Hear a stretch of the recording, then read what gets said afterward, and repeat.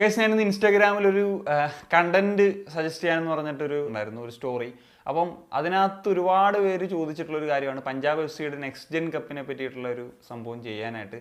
Actually ഞാൻ matches ഒക്കെ ചിലത് കണ്ടതാണ്, പഞ്ചാബ് എഫ് സിയുടെയാണ് ഞാൻ കണ്ടിട്ടുള്ളത്.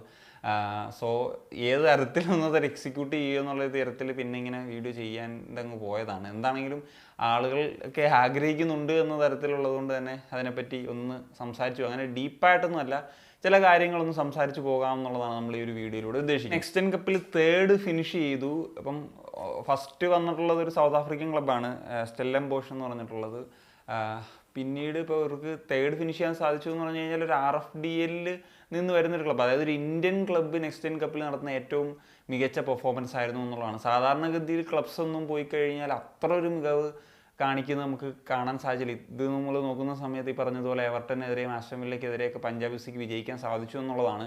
അപ്പോൾ ഇതിൽ ചോദ്യങ്ങളുണ്ട്. ഇപ്പം എനിക്കൊന്ന് അവരുടെ അണ്ടർ 18 സൈഡ്സ് ഒക്കെയാണ് വരുന്നത് ഇംഗ്ലീഷ് ക്ലബ്സിൻ്റെ, നമ്മുടെ അണ്ടർ 21 ഒക്കെ ഒരു ബാച്ചാണ് പോകുന്നത്. പക്ഷേ പഞ്ചാബ് എഫ് സിയുടെ കാര്യം എടുക്കുമ്പോൾ ഇത് ഏറെക്കുറെ 17, 18, 19 വയസ്സൊക്കെയുള്ള പ്ലേയേഴ്സാണ്. ഏതാണ്ട് ആവറേജ് ഏജ് തന്നെ ഏതാണ്ട് 18.1 അത്രയൊക്കെയാണ് വരുന്നത്. അപ്പം ഒരു പ്രോമിസിങ് ടീനേജേഴ്സിൻ്റെ തന്നെ ഒരു നിരയാണ് അവർ എന്നുള്ളത് നമുക്ക് നിസ്സംശയം പറയാനായിട്ട് സാധിക്കും. പിന്നെ RFDL ചാമ്പ്യൻസ് ആയവരാണ്.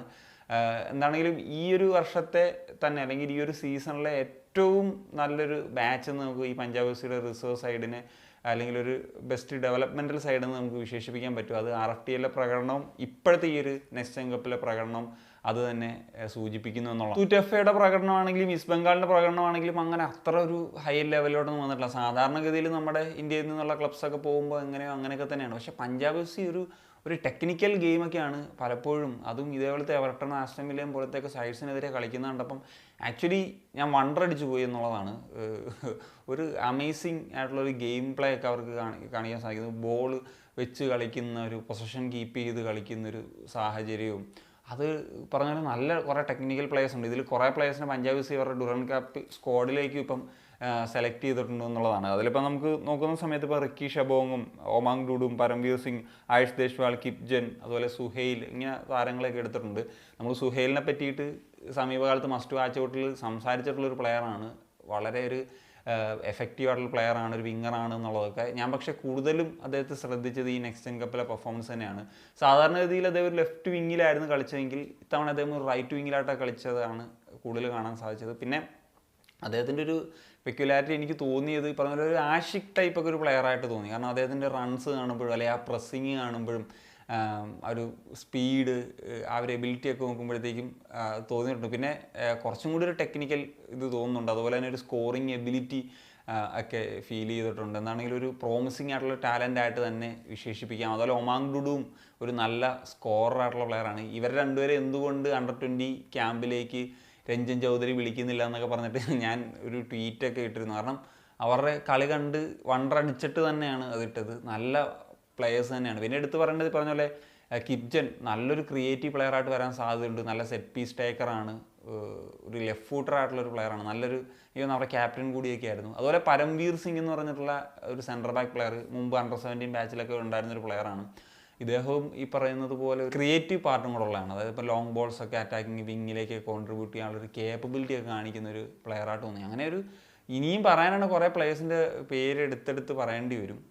അങ്ങനത്തെ ഒരുപാട്, ഞാൻ ഇത് ഏറ്റവും പറയേണ്ട ചില പേരുകൾ പറഞ്ഞു എന്നുള്ളത് മാത്രം. അങ്ങനെ പ്രോമിസിങ് ആയിട്ടുള്ള കുറേ ടാലൻസ് ഉണ്ട്, ഫ്യൂച്ചറിൽ ഇത് വരാൻ പറ്റുന്നതൊക്കെ ഉള്ള കേപ്പബിലിറ്റി ഉണ്ട്. പിന്നെ ഇവരുടെയൊക്കെ ഇനി ഒരു ഗെയിം ടൈം കിട്ടുന്നതും എങ്ങനെ അവരുടെ ഒരു കരിയർ ചൂസ് ചെയ്യുന്നതും പോലെയൊക്കെ ഇരിക്കും കാര്യങ്ങൾ എന്നുള്ളതാണ്. ഇതിൽ ഏതെങ്കിലുമൊക്കെ ഒരു പ്ലെയർ പഞ്ചാബ് എഫ് സിയുടെ ഈ സീസണിൽ തന്നെ സീനിയർ ടീമിൽ ഒരു അരങ്ങേറ്റം കുറിക്കുമെന്ന്, നല്ല ഒരു ഇമ്പാക്റ്റൊക്കെ കൊടുക്കാൻ സാധിക്കുമെന്ന് ഞാൻ പ്രതീക്ഷിക്കുന്നുണ്ട്.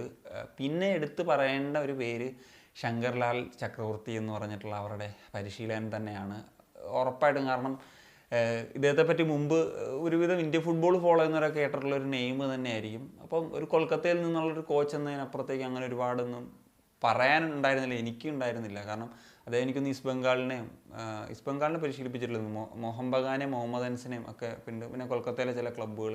പിന്നെ അദ്ദേഹം നോക്കുകയാണെങ്കിൽ സുദേവയുടെ പരിശീലനമായിട്ടുണ്ടായിരുന്നു, ബംഗളൂരു യുണൈറ്റഡിൻ്റെ പരിശീലനമായിട്ടുണ്ടായിരുന്നു. ഇപ്പോഴാണ് അദ്ദേഹം പഞ്ചാബ് എഫ് സിയുടെ റിസർവ് സൈഡിൻ്റെ ഒരു പരിശീലനമായിട്ട്.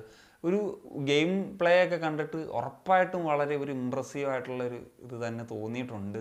ഇദ്ദേഹത്തെ നമുക്കൊരു ഫ്യൂച്ചറിലൊരു നല്ല കോച്ച് എന്ന ലെവലിലേക്കൊക്കെ വരുമെന്ന് പ്രതീക്ഷിക്കാം. കാരണം ഒരു തുടർച്ചയായിട്ടൊരു ഒരു ഒരു എന്താ കൺസിസ്റ്റൻ്റ് ആയിട്ടൊരു ടീം ഇത്ര നല്ലൊരു ഗെയിം കളിക്കുമ്പോൾ ആ കോച്ചിൻ്റെയും കൂടി ഉറപ്പായിട്ടും ഒരു കേപ്പബിലിറ്റിയെ പറ്റി നമ്മൾ സംസാരിക്കണമല്ലോ. അപ്പം നമ്മുടെ ഇന്ത്യൻ നാഷണൽ ടീമിൻ്റെ തന്നെ ആണെങ്കിലും ഇപ്പോൾ under-20 under-23 പോലെയുള്ള ബാച്ചിലൊക്കെ ഇതേപോലത്തെ കോച്ചസിനെയൊക്കെയാണ് ആവശ്യമെന്നുള്ളതാണ് ഞാൻ വിശ്വസിക്കുന്നത്. So that's it guys. അപ്പോൾ ഇതൊക്കെയാണ് ഞാൻ പഞ്ചാബ് എഫ് സിയുടെ ഒരു നെക്സ്റ്റ് ജെൻ കപ്പിലെ കാര്യങ്ങളെപ്പറ്റി പറയാനുള്ളത്. സോ ഒരുപാട് പ്രോമിസിങ് ആയിട്ടുള്ള പ്ലെയേഴ്സൊക്കെ വരുന്നുണ്ട്. സോ അവരൊക്കെ എന്താ ഇന്ത്യൻ ഫുട്ബോളിൻ്റെ ഒരു ഭാവിയായിട്ടൊക്കെ മാറട്ടെ. എന്താണ് നിങ്ങളുടെ ഒപ്പീനിയൻസ്? ഉറപ്പാണ് കമ്പോസ് കാണിക്കാൻ സനിയ.